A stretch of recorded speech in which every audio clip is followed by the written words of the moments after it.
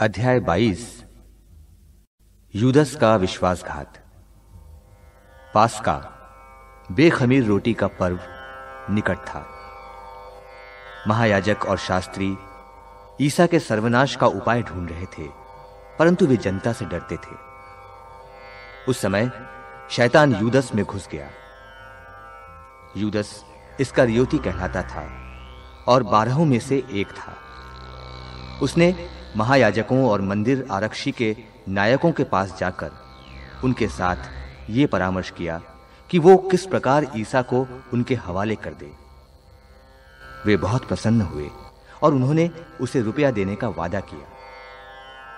यूदस सहमत हो गया और वो जनता के अनजान में ईसा को पकड़वाने का अवसर ढूंढता रहा। पास्का की तैयारी। बेखमीर रोटी का दिन आया। जब पास्का के मेमने की बलि चढ़ाना आवश्यक था, ईसा ने पेत्रुस और यूहन को यह कहते हुए भेजा, जाकर हमारे लिए पास्का भोज की तैयारी करो।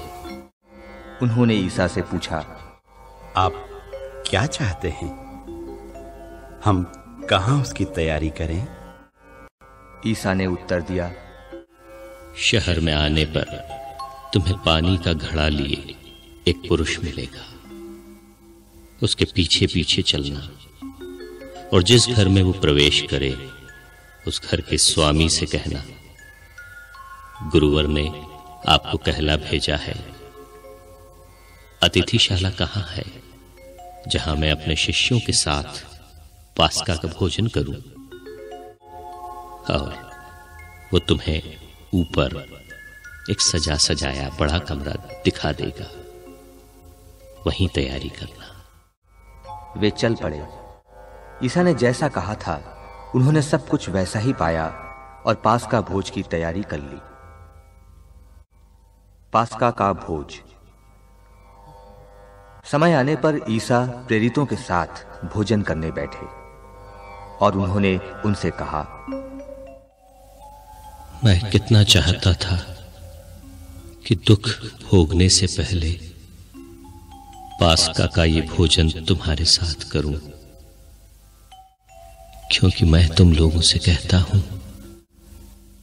जब तक ये ईश्वर के राज्य में पूर्ण न हो जाए मैं इसे फिर नहीं खाऊंगा। इसके बाद ईसा ने प्याला लिया, धन्यवाद की प्रार्थना पढ़ी और कहा, इसे ले लो और आपस में बांट लो, क्योंकि मैं तुम लोगों से कहता हूं, जब तक ईश्वर का राज्य ना आए मैं दाख का रस फिर नहीं पीऊंगा। परम प्रसाद की स्थापना। उन्होंने रोटी ली और धन्यवाद की प्रार्थना पढ़ने के बाद उसे तोड़ा और ये कहते हुए शिष्यों को दिया, ये मेरा शरीर है जो तुम्हारे लिए दिया जा रहा है, ये मेरी स्मृति में किया करो। इसी तरह उन्होंने भोजन के बाद ये कहते हुए प्याला दिया, ये प्याला मेरे रक्त का नूतन विधान है, ये तुम्हारे लिए बहाया जा रहा है। यूदस के विश्वासघात का संकेत। देखो, मेरे विश्वासघाती का हाथ मेरे साथ मेज पर है। मानव पुत्र तो जैसा लिखा है चला जाता है, किंतु धिक्कार उस मनुष्य को जो उसे पकड़वाता है। वे एक दूसरे से पूछने लगे कि हम लोगों में कौन ये काम करने वाला है। शिष्यों में बड़ा कौन? उनमें यह विवाद छिड़ गया कि हम में किसको सबसे बड़ा समझा जाना चाहिए।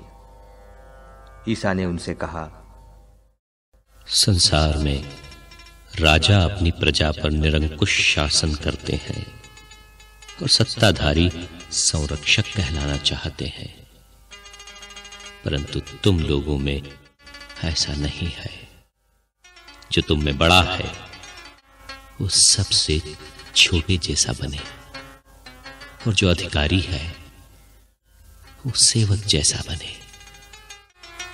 आखिर बड़ा कौन है, वो जो मेज पर बैठता है अथवा वो जो परोसता है? वही ना, जो मेज पर बैठता है। परंतु मैं तुम लोगों में सेवक जैसा हूं। प्रेरितों का पुरस्कार। तुम लोग संकट के समय मेरा साथ देते रहे। मेरे पिता ने मुझे राज्य प्रदान किया है, इसलिए मैं तुम्हें यह वरदान देता हूं कि तुम मेरे राज्य में मेरी मेज पर खाओगे, पियोगे और सिंहासनों पर बैठकर इस्राएल के 12 वंशों का न्याय करोगे। पेत्रुस की भावी निर्बलता। सीमोन, सीमोन, शैतान को तुम लोगों को गेहूं की तरह फटकने की अनुमति मिली है, परंतु मैंने तुम्हारे लिए प्रार्थना की है जिससे तुम्हारा विश्वास नष्ट ना हो। जब तुम फिर सही रास्ते पर आ जाओगे तो अपने भाइयों को भी संभालोगे। पेत्रुस ने उनसे कहा, प्रभु, मैं आपके साथ बंदी गृह जाने और मरने को भी तैयार हूं। किंतु ईसा ने कहा, पेत्रुस, मैं तुमसे कहता हूं कि आज मुर्गे के बांग देने से पहले ही तुम 3 बार यह स्वीकार करोगे कि तुम मुझे जानते हो। भावी संकट। ईसा ने उनसे कहा, जब मैंने तुम्हें थैली, झोली और जूतों के बिना भेजा था तो क्या तुम्हें किसी बात की कमी हुई थी? उन्होंने उत्तर दिया, किसी बात की नहीं। इस पर ईसा ने कहा, परंतु अब जिसके पास थैली है वो उसे ले ले, और अपनी झोली भी, और जिसके पास नहीं है वो अपना कपड़ा बेचकर तलवार खरीद ले। क्योंकि मैं तुमसे कहता हूं कि धर्म ग्रंथ का ये कथन मुझ में अवश्य पूरा होगा। उसकी गिनती कुकर्मियों में हुई, और जो कुछ मेरे विषय में लिखा है वो पूरा होने को है। शिष्यों ने कहा, प्रभु, देखिए यहां 2 तलवारें हैं। परंतु ईसा ने कहा, बस बस। प्रभु की प्राण पीड़ा। ईसा बाहर निकलकर अपनी आदत के अनुसार जैतून पहाड़ पर गए। उनके शिष्य भी उनके साथ हो लिए। ईसा ने वहां पहुंचकर उनसे कहा, प्रार्थना करो जिससे तुम परीक्षा में ना पड़ो। तब वे पत्थर फेंकने की दूरी तक उनसे अलग हो गए और घुटने टेक कर उन्होंने ये कहते हुए प्रार्थना की, पिता, यदि तू ऐसा चाहे तो ये प्याला मुझसे हटा ले, फिर भी मेरी नहीं बल्कि तेरी ही इच्छा पूरी हो। तब उन्हें स्वर्ग का एक दूत दिखाई पड़ा जिसने उनको ढाढ़स बंधाया। वे प्राण पीड़ा में पड़ने के कारण और भी एकाग्र होकर प्रार्थना करते रहे, और उनका पसीना रक्त की बूंदों की तरह धरती पर टपकता रहा। वे प्रार्थना से उठकर अपने शिष्यों के पास आए, और ये देखकर कि वे उदासी के कारण सो गए हैं, उन्होंने उनसे कहा, तुम लोग क्यों सो रहे हो? उठो और प्रार्थना करो, जिससे तुम परीक्षा में ना पड़ो। ईसा की गिरफ्तारी। ईसा ये कह ही रहे थे कि एक दल आ पहुंचा। यूदस 12 में से एक उस दल का अगुआ था। उसने ईसा के पास आकर उनका चुंबन किया। ईसा ने उससे कहा, यूदस, क्या तुम चुंबन देकर मानव पुत्र के साथ विश्वासघात कर रहे हो? ईसा के साथियों ने यह देखकर कि क्या होने वाला है, उनसे कहा, प्रभु, क्या हम तलवार चलाएं?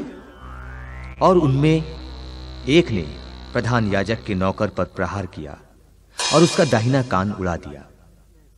किंतु ईसा ने कहा, रहने दो, बहुत हुआ। और उसका कान छूकर उन्होंने उसे अच्छा कर दिया। जो महायाजक, मंदिर आरक्षी के नायक और नेता ईसा को पकड़ने आए थे, उनसे उन्होंने कहा, क्या तुम मुझको डाकू समझकर तलवारें और लाठियां लेकर निकले हो? मैं प्रतिदिन मंदिर में तुम्हारे साथ रहा और तुमने मुझ पर हाथ नहीं डाला, परंतु यह समय तुम्हारा है, अब अंधकार का बोलबाला है। पेत्रुस का अस्वीकरण। तब उन्होंने ईसा को गिरफ्तार कर लिया और उन्हें ले जाकर प्रधान याजक के यहां पहुंचा दिया। पेत्रुस कुछ दूरी पर उनके पीछे पीछे चला। लोग प्रांगण के बीच में आग जलाकर उसके चारों ओर बैठ रहे थे। पेत्रुस भी उनके साथ बैठ गया। एक नौकरानी ने आग के प्रकाश में पेत्रुस को बैठा हुआ देखा और उस पर दृष्टि गड़ाकर कहा, यह भी उसी के साथ था। किंतु उसने अस्वीकार करते हुए कहा, नहीं भाई, मैं उसे नहीं जानता। थोड़ी देर बाद किसी दूसरे ने पेत्रुस को देखकर कहा, तुम भी उन्हीं लोगों में से एक हो? पेत्रुस ने उत्तर दिया, नहीं भाई, मैं नहीं हूं। करीब घंटे भर बाद किसी दूसरे ने दृढ़तापूर्वक कहा, निश्चय ही ये उसी के साथ था, ये भी तो गलीली है। पेत्रुस ने कहा, अरे भाई, मैं नहीं समझता कि तुम क्या कह रहे हो। वो बोल ही रहा था कि उसी क्षण मुर्गे ने बांग दी और प्रभु ने मुड़कर पेत्रुस की ओर देखा। तब पेत्रुस को याद आया कि प्रभु ने उससे कहा था कि आज मुर्गे के बांग देने से पहले ही तुम मुझे 3 बार अस्वीकार करोगे। और वो बाहर निकलकर फूट फूट कर रोया।